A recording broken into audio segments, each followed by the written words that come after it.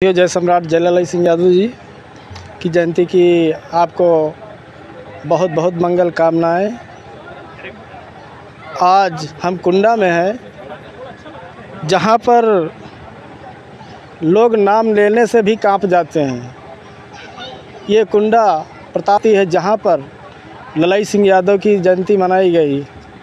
आइए कुछ लोगों से जानकारी लेते हैं कि इस विषय में क्या कहते हैं। मैं आशुतोष जायसवाल, नगर पंचायत चेयरमैन प्रतिनिधि, पंचायत मानिकपुर जी।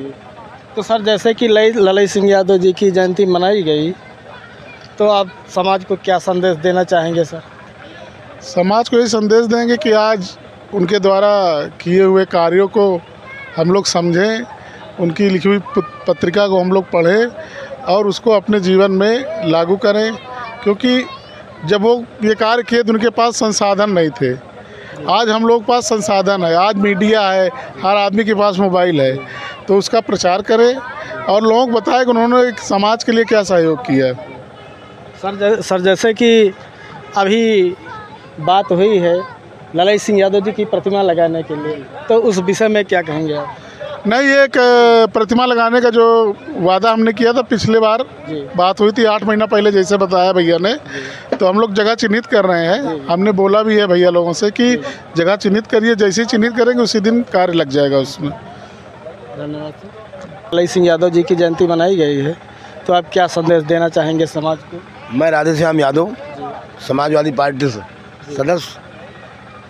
मैं तो जो ललिता सिंह की यादव की जन्मदिन मनाया गया और उनके किए हुए कार्य और जिस चीज़ का उन लोगों ने विरोध करते रहे, सामंतवाद, अंधविश्वास, उसके लिए हम लोग जागृत हों और लोगों के बीच में बात पैदा करें कि वास्तविकता अंधविश्वास है, जो चीज़ है शिक्षा है और अंधविश्वास के पकड़ में न फंसें।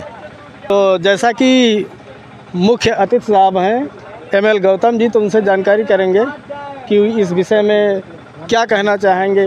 पाखंडवाद कैसे ख़त्म हो? जी सर। अरे सर, पाखंडवाद कैसे ख़त्म हो, तो साहब इसमें क्या विचार है आपका?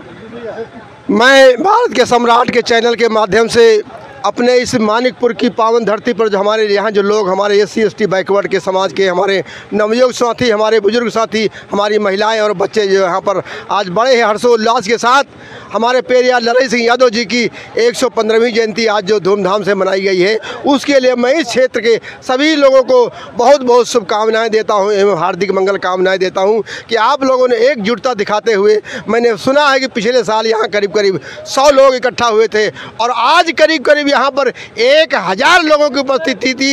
ये दर्शाती है कि अगले साल जो जयंती यहाँ मनाई जाएगी, तो मैं आह्वान करता हूँ इससे ज़्यादा और 10 गुना मैं आह्वान करता हूँ कि आप लोग अगले साल जब इस पावन भूमि पर 1 सितंबर 1926 को जब यहाँ ललिता सिंह यादव जी की जयंती मनाई जाए, तो कम से कम 5000 लोग यहाँ पर इकट्ठा हो।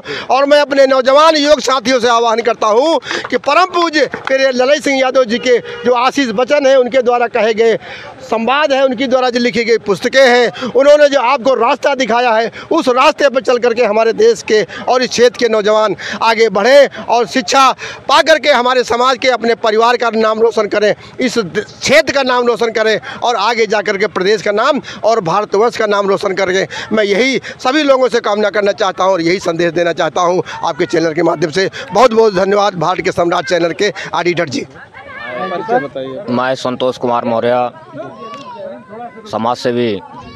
आज बड़े खुशी की बात है कि पेरियार ललिता सिंह यादव जी का जन्मोत्सव बजहाडीह की धरती पर मनाया गया और इस कार्यक्रम के माध्यम से जो संदेश दिया गया, पाखंडवाद, अंधविश्वास, कुरीतियों को, जो समाज में छुआछूत, ऊंच नीच, असमानता की जो भावनाएं हैं, उसको किस तरीके से दूर किया जाए। पेरियार ललिता सिंह यादव जी ने जो मुकदमा लड़ करके सच्ची रामायण को जो प्रतिबंधित किया गया था, उसको जिस तरीके से सुप्रीम कोर्ट तक लड़ाई लड़ करके उन्होंने उसको प्रतिबंध को हटवाया, ये बताया कि ये सच्ची रामायण आज कितनी प्रासंगिक है और जो रामायण थी उसको काल्पनिक घोषित कराया था। इस संदेश को जब उन्होंने जनमानस तक पहुंचाया, तब फिर उनको और सारी प्रताड़नाओं का सामना करना पड़ा। फिर उसके बाद उन्होंने बौद्ध धर्म ग्रहण किया और बौद्ध धर्म ग्रहण करने के पश्चात उन्होंने अपने नाम से यादव शब्द को हटा करके ललाई सिंह बौद्ध कर दिया और उन्होंने बताया कि हम जाति पाति छुआछूत ऊंच नीच इन सब जैसे सामाजिक कुरीतियों से अपने आप को एकदम से अलग करते हैं और समाज को एक नई दिशा और दशा देने का काम करते हैं। आज मैं आपके चैनल को बहुत बहुत धन्यवाद करता हूं कि आज आप यहां पर आए, अपना बहुमूल्य समय दिया। आप सबका बहुत बहुत धन्यवाद सर। हेलो